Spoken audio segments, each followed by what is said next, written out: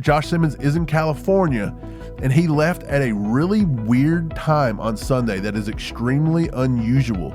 Nate Taylor of ESPN also said that the team does not know when Josh Simmons will return, that they have heard nothing about this. We need a moment of silence for what's about to happen to the Raiders this week when Rashee Rice gets back. Okay, that's enough. But dude, Rashee Rice is back, ladies and gentlemen. Round of applause for Let's that go, one. baby. It feels like we've waited so long. You're listening to All Chiefed Up, the podcast. Chiefs Kingdom ACU crew, how we doing, ladies and gentlemen? It is Wednesday, October the 15th. Yes, halfway to freaking Halloween already. And the Chiefs just came off a huge win against the Detroit Lions in Arrowhead on Sunday night, propelling us forward for a divisional matchup with the Raiders this coming week. Mike, how you doing, buddy?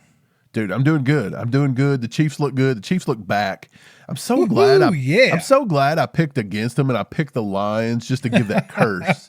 I'm so glad we needed that. I just have a feeling that I just got such bad luck. If I would have kept on the Mahomes is back and everybody's back, and then we'd have just kept struggling. You let me do that part. You let me do that part. I was the never a doubt guy.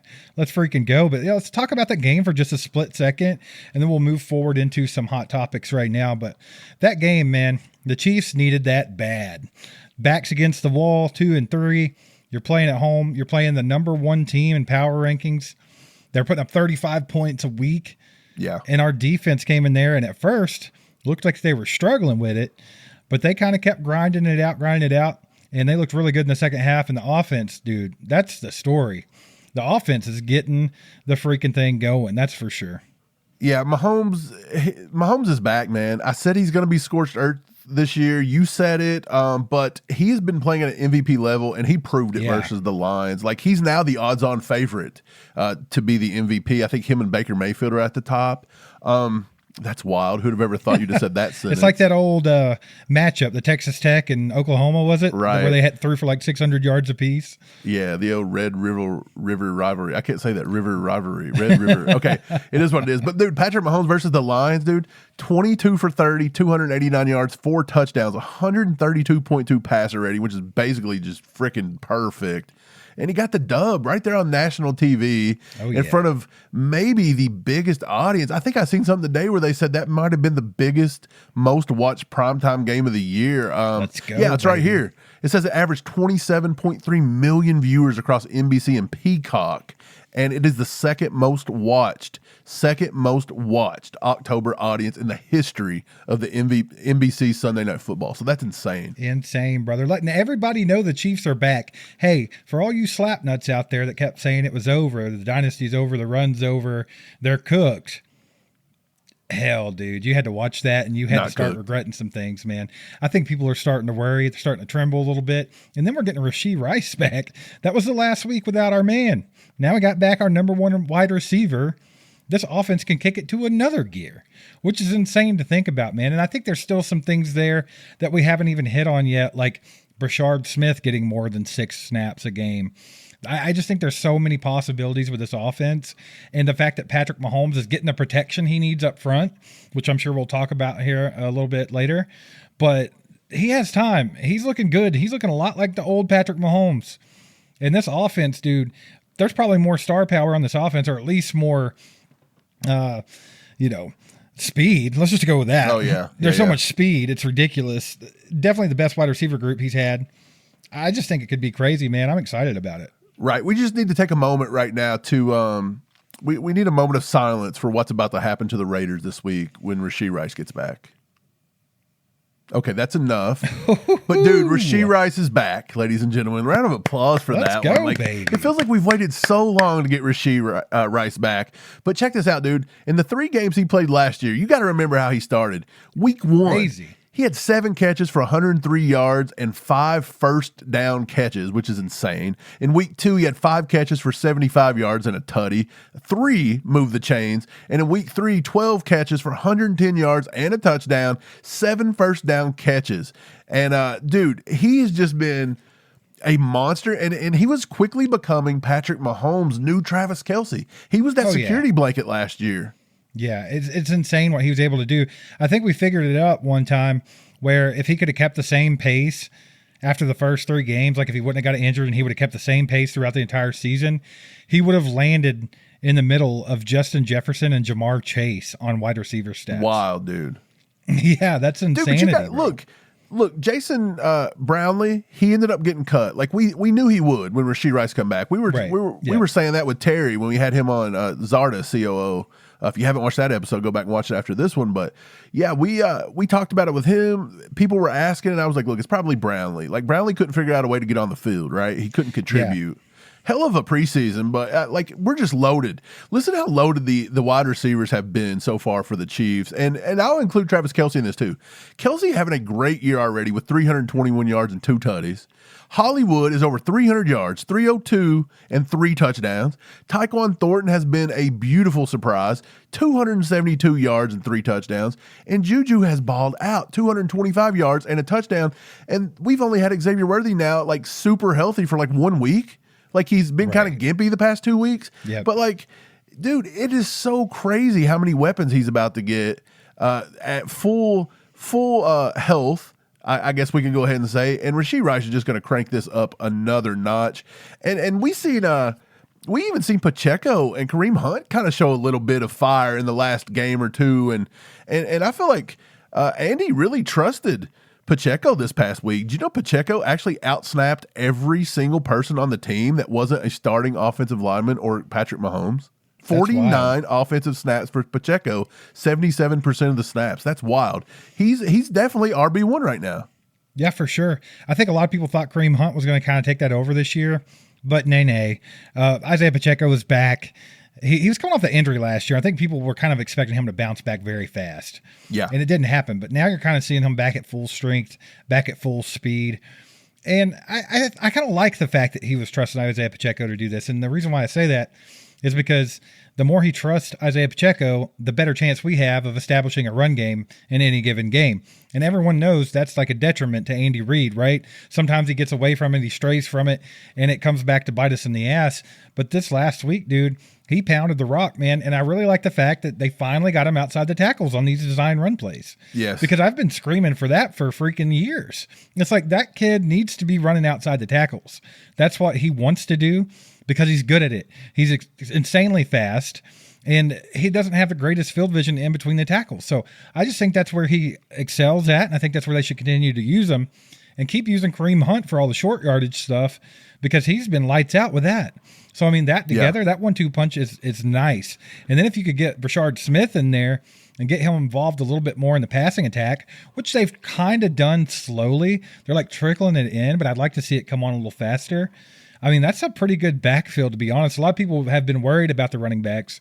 Right. But I think, honestly, they're pretty solid if they're used correctly. It's kind of wild that Rashard Smith took a step back this week, and he only got 6 touches on the offensive side, which was only 9% of the plays. That just felt so low. But I think some of the snap count had to be the game plan, right? I mean, Andy was really bragging on Matt Nagy and Blameyer and all them for the game plan they came up with. And I think that's kind of why you saw less Rashard Smith. You saw a lot less Tyquan Thornton. A lot of people were wondering why he only played 27% of the plays. He didn't do very much. Right? He didn't get many. He got 17 plays. Yeah, so I just think that's the game plan they had, and they stuck with it, and it worked really well. So I think any given week it could be a little bit different, especially with all these mouths to feed. Man, you mentioned Pacheco being faster, looking faster. Look, when they run him in more of a gap scheme, so he don't have to sit back there and let the offensive line make their blocks. You know what I mean? In a zone scheme, the offensive line has to move more. They have to determine who's coming in what gap. They've got to do this, do that. It's a lot more time to develop, it feels. Whereas a gap runner, you pick a gap, you hit gap. Pacheco doesn't have to make a lot of decisions there. And then, like you said, getting him outside, using that speed. 4 times versus the Lions. 4 times. He was over 15 miles per hour plus is what he was clocked at. So he was being able to get out and use that speed. Isaiah Pacheco is a drag racer, baby. He's from 1 to 100 as fast as he can go. He's not much of the NASCAR driver. He's not a Ricky Bobby. He ain't hanging back and waiting for his chances to pass. That's not what he does. He is balls to the wall. So you want to get him to the outside. End of story. Kareem Hunt has more patience. Kareem Hunt lets plays develop and sees holes and gets to them and makes things happen. That's not much of Isaiah Pacheco's game. And I think that's why a lot of times when you see him running them in between tackles on those delayed handoffs and the zone blocking schemes, you see him running to the back of his blockers. It's just not his thing. Dude, let's talk about the tight ends for just a minute, and then we'll move on to the offensive line because there's a lot of stuff on the offensive line we need to talk about. But tight ends, man, you've seen, besides Pacheco, I just told you Pacheco was the number one snapped tight end, or the number one snapped running back. Noah Gray is the number one snap tight end. He had more snaps than Kelsey. Kelsey had 45. Noah Gray had 48 snaps the other night. And the Chiefs used 11 personnel, a season low, about 34%, only 21 of 63 plays, which is wild. But what that was doing was it was exposing the Lions' defense and making the Lions have to stay with three linebackers. It was keeping them in the base 4-3. And when the three linebackers were on the field, Mahomes was eating, dude. He targeted those linebackers on 17 out of 30 pass attempts and completed almost 60% of his passes. 13 for 17 for 165 yards and a tutty when he targeted linebackers. And he was 7 of 9 for 75 yards and a touchdown when targeting the Lions' defensive backs. So he was eating everywhere, bro. But he was just straight up like picking on those linebackers. And even that pass he threw to Kelsey where he got Campbell on his hip, that was a hell of a throw, dude. Like he threw that right in there when Campbell dropped his head a little bit and he just put it right on the money. And it was funny because they had him mic'd up with him. NFL released him mic'd up on that. And he was cracking up. He's like, dude, he jumped it low and I thought he got it. And he was like, You got to undercut. Oh. He was cracking up. He thought he threw a pick on that one, but it was a hell of a throw by Mahomes, man. That's hilarious. When you misspoke and said that Isaiah Pacheco was the number one snapped tight end, it sent my brain down this crazy rabbit hole just now. Imagining him as a tight end, like just running 100 miles an hour and always turning the wrong way on the routes and stuff. Would be wild. No, great point though. And I thought it was cool to be able to utilize Noah Gray a little bit more because I think that's definitely what you want to be doing right now for a couple different reasons, right? Because whether we like it or not, the baton's slowly getting passed off. I mean, Kelsey's getting older. People talked about it a lot during the offseason. Kelsey's been able to have some big games. Kelsey had his best game this last week against the Lions with Noah Gray getting more snaps than him. What does that tell me? Let him use the energy he has on the plays he's in there and let him operate at a high level. Why keep Kelsey in for a long snap count? Like, why do that? You don't have to. And then Noah Gray also, you saw him break off at least one reception. He has the ability to do that. Yeah, he got eat up on a block when they left him one-on-one with Hutch. But, I mean, come on. He kind did well enough. He got in the way. But there was another one, man, where I think I clipped that play up. I might try to throw it in here if I can get it in here. But he actually come out and was lead blocking for, I'm pretty sure it was Pacheco.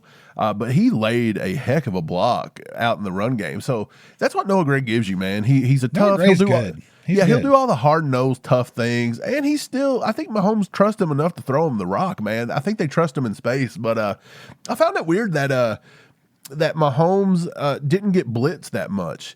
The Lions only blitzed 3 times all game. Is that wild? Well, I mean, you kind of said that yourself before the game. You're like, if they blitz Patrick Mahomes a lot, he's going to eat them alive because that's what he does. So I think they knew that, and that's why they stuck with that, and they tried to be – a little more thoughtful. Yeah. The more DBs you have back there in coverage, more linebackers even, the more guys you have in coverage, the more it muddies up the waters for Patrick Mahomes. That's why you saw him kind of struggle with defenses that are able to get home with a 4-man front. I mean, just like the Eagles in the Super Bowl, because if you got that many guys out there in coverage, it makes it difficult for Patrick. So I think that's what they were trying to do. It just wasn't working for him. Yeah, it's wild. I think that might be the lowest blitz rate that they've had since Dan Campbell's been there. And another thing I'll say is they prided themselves, if we could say that, that they get after the quarterback by not having to blitz. They just put their front four out there and go eat. And of course, I think they had a defensive tackle that wasn't playing or whatever. Well, they got 2 guys that are doing damn good this season at getting to the quarterback, and that's Hutchinson and Muhammad, both of them. Right. So they only managed to get 5 pressures on 36 Mahomes dropbacks. So how wild is that? Shout out that offensive line, brother. Jalen Moore stepping up like a beast, son. Jalen Moore did step up, man. He had himself a hell of a game. And look, that's why you pay.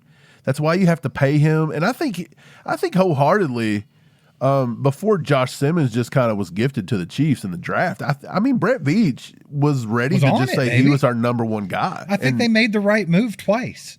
Yeah, I think you had to take Simmons. And we said when it happened, Jalen Moore was the best tackle out there. Like, I was not wanting to go get Dan Moore and none of those dudes and overpay. It's just, it didn't make sense. But let's talk about the offensive line a little bit. Josh Simmons, the team right now, he's not sure when he's coming back. That's what Nate Taylor said, that he's not sure when he's coming back. Nate Taylor of ESPN also said that the team does not know when Josh Simmons will return, that they have heard nothing about this. He said that what he knows right now, at least this is what he's claiming, is that, quote, Josh Simmons is in California and he left at a really weird time on Sunday that is extremely unusual. So it's like he left out really early Sunday morning, didn't alert the team. They didn't have a clue he was not there or wasn't going to play. And Nate Taylor swears that as of right now, the team is telling him that they've not heard from him and they don't know when he's going to be back. What are we dealing with here? Yeah, obviously, I mean, a lot of people, you mentioned earlier, you guys kind of talked about this on X, and of course a lot of people were, hey, it's personal, leave them alone, quit digging at it and all this stuff. And, you know, I understand that perspective, but at the same time, you're also the starting left tackle of the most famous NFL team out there right now. Like, you have to kind of be accountable for where you're at, right? So I understand personal stuff, and I understand maybe not oversharing, but at the same time, I think it's kind of odd if Nate Taylor is right about this and the team don't even know when he's coming back or what's going on. That's a little odd to me. That's very strange, and I can understand why people would want to know that. Right. And to echo what you just said, nobody's digging here. Like me and you are not going out and finding his lost cousin over in California and calling him up and trying to like get into his business. Like, I don't care why he's gone. I'm assuming, here's what I'm going to assume. A lot of people think that it could be something he's in trouble. He's arrested. No, he left on his own merit. And we even had people today saying that they don't think he's even left. Like, they know for a fact he's still in Kansas City, which is wild to me. I don't know why they think they know more than the guy that works for ESPN. Right. Man, or, who knows? Yeah, who and a lot really of people knows? don't like Mike Florio, but Florio reported that he was in California. I mean, I'm sure Mike Florio has a lot of... Drew Rosenhaus is Josh Simmons' agent. Excuse me. Drew Rosenhaus is his agent. So I'm sure he's had to deal with situations like this before. And Josh Simmons has to report to Drew Rosenhaus, and then they have to report to the Chiefs. It's not like the Chiefs have like a spy on you 24/7. It's like you at your own job. So it's surprising that Rosenhaus hasn't been talkative about this. It's almost as if he doesn't really know what's going on. And it feels like maybe Simmons does have a personal and a good reason. And nobody's saying that he doesn't. And I'm not saying drop whatever it is and get your butt back here. You got a job to do. No, handle yourself. I don't care if it's for you or if it's a family member. Do what you got to do. We're fine. We got Jalen Moore. But reporting on the issue and giving people answers, people really want to know about this. Like you said, the Chiefs are a huge team. They're the world's team. And you're the starting left tackle. I think people are kind of the first round draft pick, the starting left tackle. Yeah. If anything, people's maybe even a little bit concerned, but they want to know what's happening. Right. And just trying to report what anybody can find out or what we know is not just being insensitive to the idea. It could be a lot of different things, you know. It could be anything from mental health. Maybe he just needs to check out for a minute. I don't know. It could be any little thing, and it's not really anybody's business. But at the same time, like you said, I think it's fair that people want to know where the first round draft pick is at. I think that's fair. And I think the telling part for me was when Nate was telling that story, and he told it over on KC Sports Network. He told it on Only Weird Games with Briscoe and Seth Kaiser. He was telling the story, and I literally just clicked on X just to tune in, see what was going on. And he literally started to tell the story right then and there. And he said that for what he knows, the Chiefs do not know when the timetable for his return is. And that was the one glaring thing, because it's like, I get that you got to deal with stuff, but you don't alert your boss. Like, nowhere else in this country are you going to not report to work and them not knowing when you're coming back, and like they're cool with it. So I kind of wonder if the Chiefs, maybe the Chiefs do know and they're just not making it public, but if the Chiefs really do not know, they're probably a little irritated by this. Yeah, I kind of doubt that that's the case. I think they're just keeping what it is behind closed doors, and that's fine. But the fact of the matter is we have Jalen Moore, so it's not a big deal. Look, I don't know about you guys, but one of our biggest pet peeves is hidden fees when buying sports tickets. Why can't the price we see listed be the price we actually pay? If only there was an app where those fees didn't exist. Hold up. There is, which is why we want to give the sponsors of today's video, TickPick, a huge shout out. With over 20 million downloads, TickPick has you covered. NBA, MLB playoff baseball, concerts, festivals, and of course the NFL and the Kansas City Chiefs. You name it, it's on there. TickPick gives you the lowest prices guaranteed, absolutely no fees. What you see is what you pay. We love TickPick and have used it for years. I can't even remember the last time I bought tickets to anything and didn't use TickPick. It's super easy and the prices are unbeatable. TickPick not only has no fees and the best prices you're gonna find, but they also make it super easy to filter out just how many tickets you want, what prices you're willing to pay, and it's even so simple to narrow down specific sections to fit any budget. But one of the best reasons to use TickPick besides the cheap prices and the no fees, you can virtually take a seat and scope out the view of your potential ticket purchase. This is great for finding obstructions or maybe even angles that you're not so sure you would enjoy inside of the event. So it's pretty simple. TickPick has your back. Each ticket is backed by their buyer trust guarantee, so you can trust that your seats are legit. And of course, we have a code for you guys. You can use code HMA for $20 off your first set of tickets at TickPick with a purchase of more than $100. Again, that's $20 off any tickets with promo code HMA. So make sure you click the link in the description to download the app and have the code automatically added to your account so you can use it later. So let's show TickPick some love, and a big thank you to TickPick for sponsoring today's video. And he proved that on Sunday night because he played excellent. Right. And he was going up against one of the best pass rushers in football. So I think he really proved himself, and I don't think anyone has to worry about it as far as fandom goes. Like, we don't have to worry about that being a detriment to the team. But offensive line overall had a really great game, Mike. Shout out Josh Simmons, whatever's going on there. Thoughts, prayers are with you and all that good stuff. And when you get back, you'll be great, I'm sure. So here's the thing. Kingsley Suamataia, baby, went nuts the other night. Yeah. People have been doubting him. He had a good game. He's had a good season. I tell you what's funny, though, about Kingsley is he's playing solid. He's not allowing a lot of pressures. But, dude, PFF is just roasting this cat. No one cares. He's a road grader in the run game. I don't know if anyone's noticed that. Well, it's just wild. Like, because I thought he had a really good game the other night. Like, it was pretty good. It was pretty solid. Like, is he missing certain things or this or that? Absolutely, he's going to continue to do this. He's so young. But the fact that he was the 4th graded lowest Chief per PFF, it kind of amazed me. Like, we just had the kid on from PFF, like, acknowledging this stuff and saying this stuff. And then we were talking about, at least you were talking about how Nick Bolton had like a really solid game the other day, looked good. He was rated a 28.6 by PFF, the worst player on the Chiefs. Right. Like, well, I think this is where the argument comes in all the time, Were they watching right? with blindfolds on? Like, this is where the argument always comes in against PFF because, yeah, you can utilize it, use it as a tool, but it is not the word of God. Right. And I'm telling you, sometimes the eye test and those grades do not match up. And I can tell you right now, I think I think that Kingsley and Nick Bolton both had solid games the other day. So do I care about their PFF score? No. Right. Not really. No, it's just funny to see that. But look, if you do go by PFF scores, listen to this.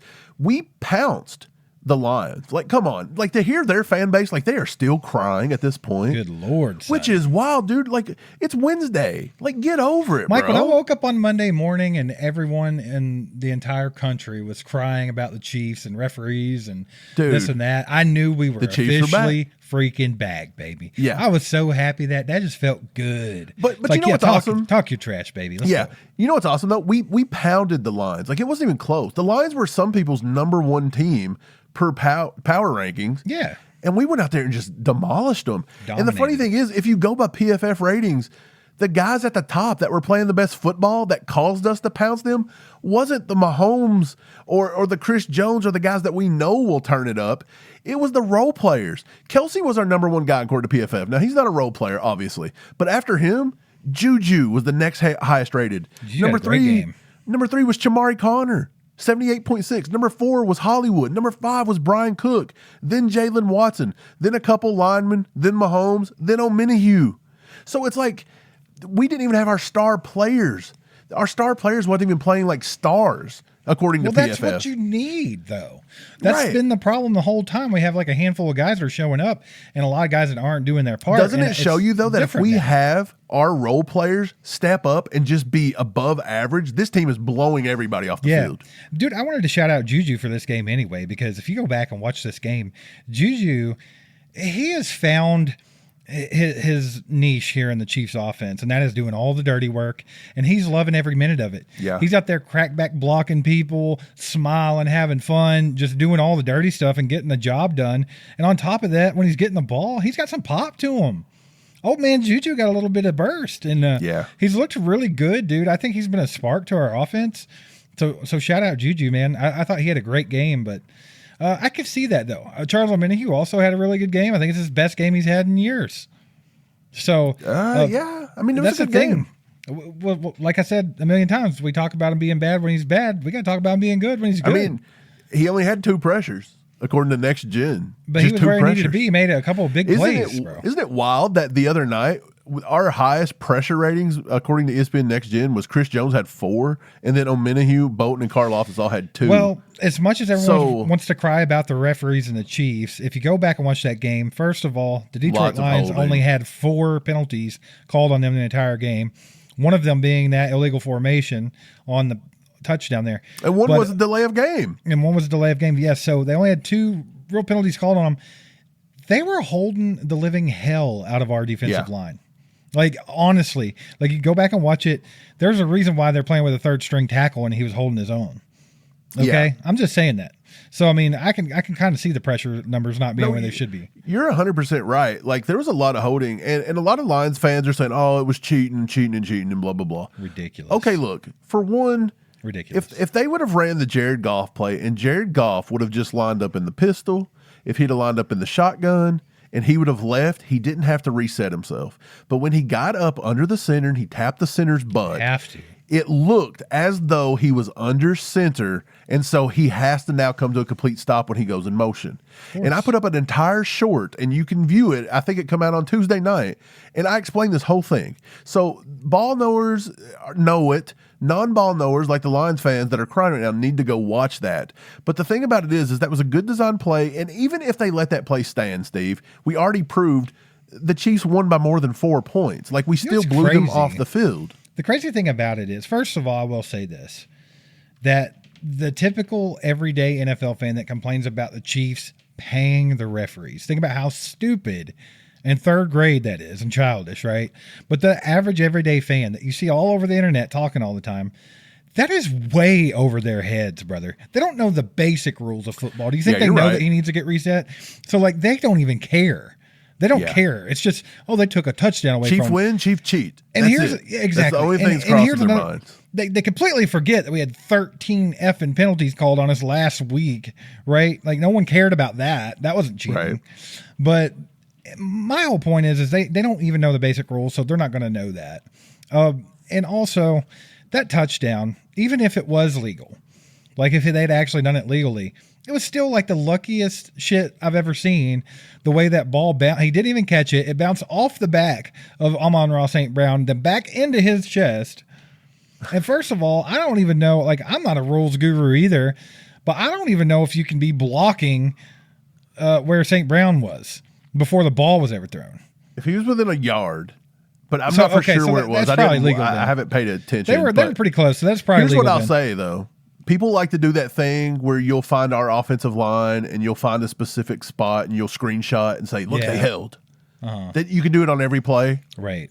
Go back and watch that Trent McDuffie thing again. Amon-Ra St. Brown's hands way outside of his jersey ripping it this way. But nobody thought that was holding. When Jared Goff was literally, they were sandwiching. Poor Amon-Ra St. Brown was just getting sandwiched. He was in a McDuffie Goff sandwich right there. And of course, Goff's going to run over McDuffie when he's getting help from another dude. Goff's a pretty big boy anyway. But dude, if you want to slow it down and cry, he could have got a holding call right there. He was outside the. Now look, should it have been a holding call? Probably not. But I'm just saying, if you want to nitpick like they do with the Chiefs, then every bit of it you had Jersey. Yeah, I'm kind of over the narrative. I think it's hilarious. Bring it on. I think for every time I see someone saying the Chiefs cheat and pay the referees, I love it. It's another tier, a tier that goes into my freaking tea that I'm sipping on, because let's talk about living off of this right now. Yeah, for sure. Let's talk about two more things. We talked about the pressure there with the defense. Let's talk about what they did in coverage this week, because I think coverage is a big one, and people wanted to know what Noah Williams did. Nick Bolton, he was kind of abused this game, and this may be why the PFF score come in. 6 targets. He allowed 5 catches off those for 80 yards and a tutty. But we talked about this already. We just wasn't getting a lot of pressure on him. Again, when Chris Jones is your leading pressure guy with 4, and then you have 3 at 2, and Nick Bolton was one of the 3 with the 2. We got much more pressure in the second half than the first. For sure. Right. McDuffie, he was targeted 4 times and give up all 4 catches, but only for 38 yards. So I think he done a pretty good job. He was in the slot more today. I'll get those stats in just a minute if I can get those out. I seen them earlier. I don't remember what it was. It was something like he took maybe somewhere between 19 and 26% of the snaps at the slot, which is the highest he's done so far. So that makes sense because Amon-Ra St. Brown, we said that. You might want to shadow him. Chamari Connor done a little better in coverage. He did have 1 ball that didn't make, so he's not a perfect 17 for 17. He was targeted 4, so he has 21. He's now 20 out of 21. So he did knock down 1 ball, or it was overthrown or something, but he only allowed 3 catches for 12 yards, but he did give up another touchdown. Noah Williams, everybody's fave, 4 targets, 3 catches for only 11, and then Leo allowed 2 catches on 2 targets for 12. So nobody really got burned a lot on the night except for Bolton. And like I said, that was a volume thing with 5 catches. And basically that was just all like a bunch of just nobody getting after Jared Goff. I mean, it's that simple. Yeah, for sure. I mean, that was the name of the game. I said that before the game. Like, they have to get pressure on Goff or he's going to pick him apart, right? Every time he had 4 or 5 seconds back there to look around, he picked him apart because he's good. He's going to do that. So you had to put some pressure on him. And I love the adjustments that were made at halftime. I think that was huge by Spags. The way they were able to tighten up and actually start making life difficult for them, because I feel like in the first half, the Lions were kind of doing what they wanted to do on offense. Yes. And we completely disrupted that come second half. So shout out to Spags. Charles Omenihu, like you said, we wasn't really getting a lot of pressure all night long. So Charles Omenihu sacked the Goff. Goff may have got sacked 1 more time. I can't remember off the top of my head. Did we have 2 sacks? Or it might have just been Omenihu. I'm not really for sure. It's been like 3 days now, and I've not rewatched this game. It's wild that when we lose, I want to rewatch the game over and over and find what we did wrong because I obsess with it. But then when we win, it's kind of just – I breathe a little bit, and I'll go back and rewatch it at some point, but like it hasn't been like on my necessity list, that's really bothered me. Yeah. But I did read that Omenihu, he either was one of the only few guys that got a sack or he was the only one. But even his sack, dude, 3.6 seconds is how long Goff got in the pocket before he even got there. It's almost 4 seconds. It was kind of forced up into the pocket by Chris Jones, and that's how Omenihu got there. Yeah, I think Jones almost should have got a half sack on that, huh? I thought he was going to, honestly. Yeah, but hey, hell of a game Sunday night. I think this was huge for the Chiefs. It was huge for momentum. It's getting us going in the right direction. Rashee Rice coming back is going to be a nice little spark for the team. I think the Chiefs keep ascending at this point. Go out and win the AFC West, baby, and that's going to give you a good playoff run. I mean, end of story. Yeah. Did you ever think that we'd be sitting in 6 weeks going into Week 7 versus the Raiders? The Chiefs would be 3-3, which is fine. Can I point something out? Yeah, go ahead. We talked about this quite a bit in the offseason, like before. Right. Especially when we found out about Rashee Rice, right? Yeah, we did this with the Chiefs, right? Mm-hmm. I think, I'm not trying to toot my own horn here, but I think I said 3-3 was the worst case scenario. Yeah. So I think that checks out. I'm okay with it. Well, here's what I think the weird thing is. Did we think that 6 going into Week 7, the 2025 AFC seeding would have the number 1 team being the Indianapolis Colts at 5-1? Right, and see, is that going to hold up over the rest of the season? We're early in the season right now. I don't think so. I will say this, that the NFL has a lot more parity this season than we've seen in a long time. Yeah. The fact that there are no undefeated teams going into Week 7 that's pretty rare. There's usually at least one that's still hanging out undefeated. Yeah. On top of that, it's been 2 weeks since we've had undefeated teams, and both of the teams that were undefeated, who was Buffalo and the Eagles, are 0-2 since. It's also wild that when you look at the playoff picture, Pittsburgh going into the season is the only team in the AFC North that's in the playoffs right now, in the top 7 seeds. Pittsburgh at 4-1. Like, you don't have Burrow because he's injured, obviously, but you don't have Lamar Jackson there. It's so wild that it would be the Steelers and old ass Peppa Rogers, bro. Well, see, I think I've always kind of thought, like, I know that the last, like the third leg of the season is usually pretty vital into playoffs and how teams perform during the playoffs. But like, just looking back on the last few seasons, I feel like kind of that middle leg, like, because it's 18 weeks, kind of like that, right in the middle there has been very important. And I think it's going to be second 6. Yes, I think it's going to be huge for the Chiefs right now. Like what they can do in these next 6 games, and we have a favorable schedule for it. Yeah, I think it's the hardest game coming up. If they up. could reel off 5-6 wins right here, I think the Chiefs are winning the AFC West. The biggest game coming up for them in this next 6 is obviously Buffalo. And look, Buffalo's dropped their last 2. They went from number 1 seed. They didn't look good at all. They did not look good. They have now fell below the Patriots. They're now the 5th seed at 4-2. The Chiefs are 3-3, Steve. Like, Arrowhead Invitational's back on. There's a shot. It's back on, baby. There's a shot. Let's go. It's back on, baby. Hey, shout out the Atlanta Falcons, by the way. Did you watch any of that game with Buffalo? Man, I try not to. But brother, I will say that the Falcons... They have a defense, brother. They have a defense. Well, I mean, they give up half their draft. The draft like every pass rusher they could find this year, didn't they? On top of that, Bijan Robinson's an absolute monster. Yeah, he's nasty. That kid's crazy. But anyway, enough of that. Enough of the Lions game. Enjoyed it while it lasted. It's time to look forward to the Raiders. This week, we'll get deeper into that matchup. We'll have all that content coming out, so make sure to check that out. If you're still listening right now, we'd appreciate it if you hit the like button, hit the subscribe button. If you're listening on Apple or Spotify, if you could leave a 5-star review, write some kind words, that would be freaking awesome as well. Thank you guys so much for listening and watching. Mike, let's move along to something a little bit different. So the Tennessee Titans fired their head coach. Uh-oh. Dun, dun, dun. Now, obviously, they have put in an interim, so it's not pressing. But people are already starting to talk about top candidates for the Tennessee Titans position. Yeah. Okay, and right now, one of the most mentioned names, along with Joe Brady, Cliff Kingsbury, Mike McCarthy, is Matt Nagy. It's Nags. The Nagster. I don't think Nagy. I think Nagy would take the head coaching job if offered. I don't know if he leaves mid-season, though. Think about that. There's ties there. Yes. But I think you're going to see more coaches maybe in the offseason get poached. It wouldn't surprise me, maybe you bring in a new coach, depending on who it is. You've got a shot at getting somebody like let me see, like maybe he waits the offseason and gives Spags the job. Spags is wanting to go back into head coaching, and that'd be a damn good hire for Tennessee. He's got that tough grittiness. Well, they're used to that. They're used to that defensive side of the ball mentality, right? So if I were Bergonzi, I would wait. I would wait and try to get Spags. That's not ideal for the Chiefs and Chiefs fans. We'd much rather get rid of Nags over Spags. Yeah, exactly. Get rid of Nags over Spags. I like it. But yeah, just kind of a full list of the names that are being thrown around right now. I already mentioned Joe Brady, Cliff Kingsbury, Mike McCarthy, but it's also Matt Nagy, Brian Flores, Vance Joseph, Jesse Mentor, Mike Kafka, and then they got some college coaches they might be looking at with Marcus Freeman, and of course, the Tennessee Titan himself, Eddie George. So I think that, Nags is definitely in the mix. But I wouldn't give him the benefit of the doubt right now to even get that job. So before you guys get too horned up thinking that Nags is going to go somewhere else, and we're going to be able to bring in a different offensive coordinator, I would advise you tone it down just a bit. Don't get too excited if that's your stance. I've got a perfect hire for him, Steve. If you can't get Spags in the offseason and you're Borgonzi, maybe they want an offensive mind, but if you want to stay defensive and you can't get Spags, I got a perfect guy for him. Who?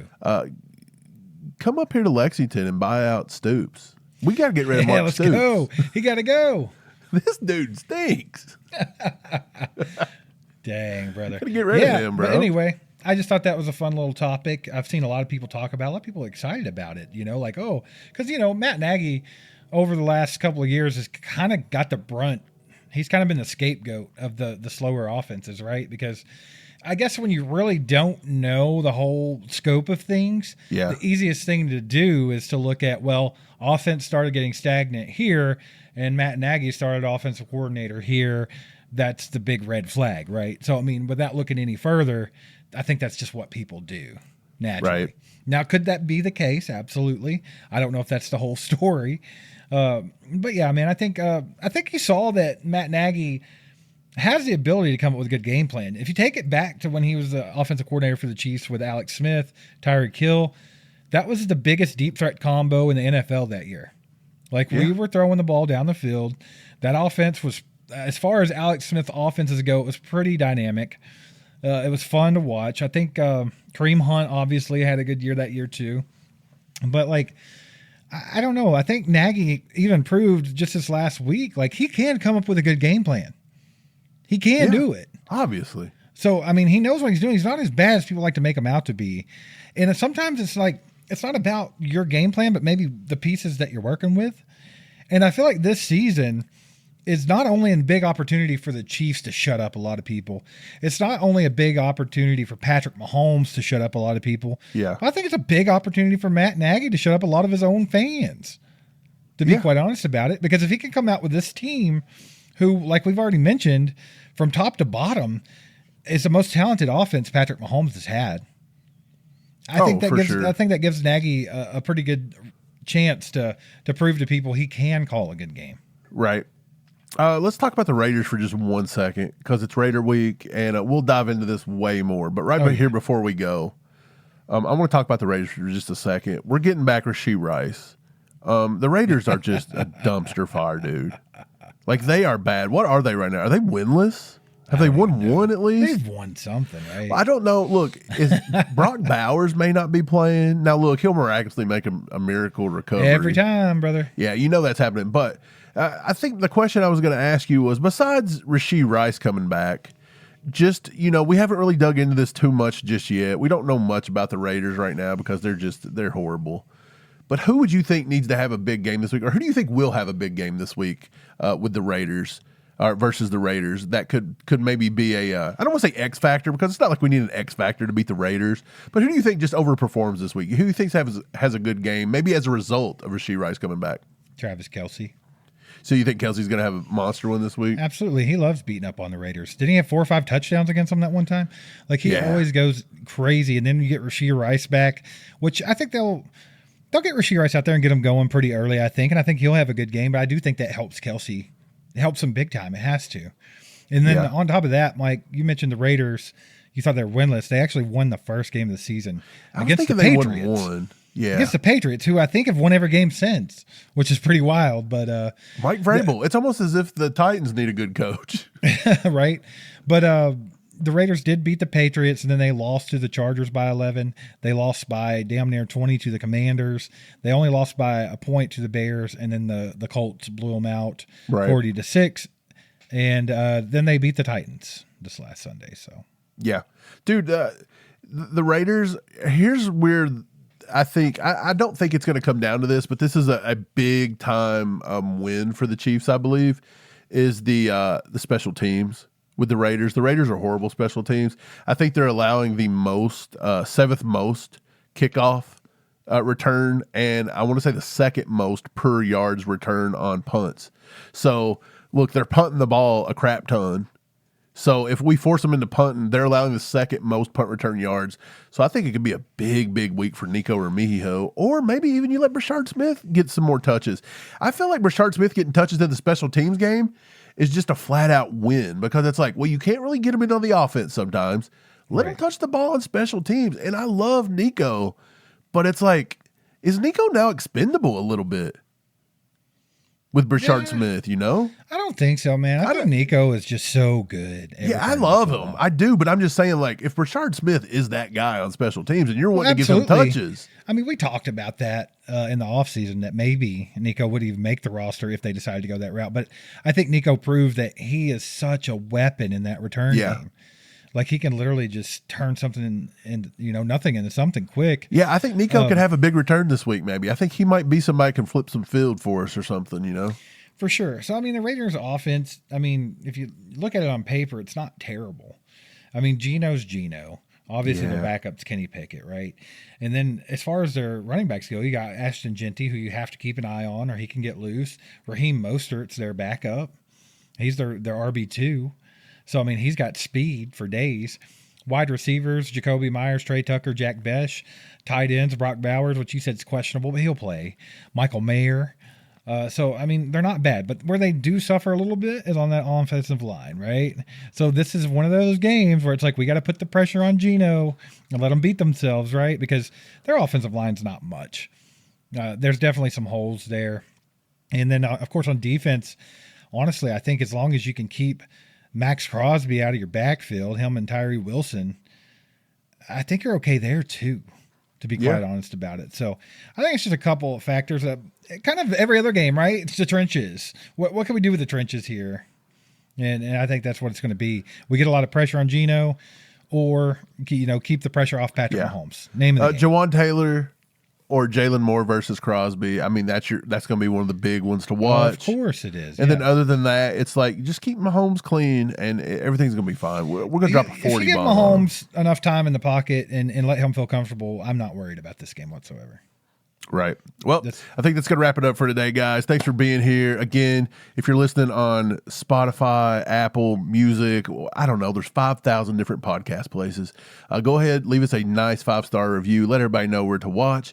If you're watching on YouTube, share this with a friend. Let them know we're the best Chiefs content is. The greatest. Chiefs fans, the greatest. For Chiefs fans around the globe, baby. Not just KC, but everywhere. We are the Kingdom's channel here, Steve. And, man, it's been a good one today. I'm excited. I'm excited about a win streak. I'm excited to go over 500 this week. Absolutely, man. It's very exciting to be a Chiefs fan right now because this team is just now turning it on, baby. Rasheed's back. They started a little slow, and then they're starting to pour it on us. Just real quick, I also want to let you guys know if you'd like to join the ACU crew here on YouTube, you can go to join.allchiefedup.com or click that little join button at the top there by the like button, and you can join for $4.99 a month. Also, we have merch.allchiefedup.com. You can get over there, and there is a promo code called Hornt Season, HORNTSZN. That'll get you 15% off any order in the store. So go take advantage while you can, and we'll see you guys next time. Go Chiefs. Go Chiefs.